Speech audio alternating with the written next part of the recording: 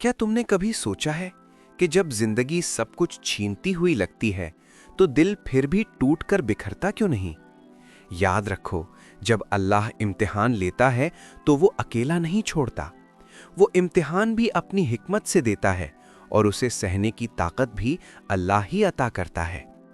जब तुम रातों को जाग कर खामोश आंसू बहाते हो और कोई सुनने वाला नहीं होता, तो समझ लो फरिश्ते अल्लाह के हुक्म से तुम्हारी हर आह लिख रहे होते हैं। जिन रास्तों पर तुम अकेले चल रहे हो, वहां तुम वाकई अकेले नहीं होते, बस आंखों को नजर नहीं आता और दिल का यकीन कमजोर पड़ जाता है।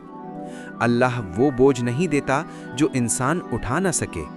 ये मुश्किलें तुम्हें खत्म करने नहीं, बल्कि तुम्हें पहचान दिलाने आती हैं। और एक दिन तुम पीछे मुड़कर देखोगे तो कहोगे, या अल्लाह, तेरा शुक्र है, तूने मुझे टूटने नहीं दिया।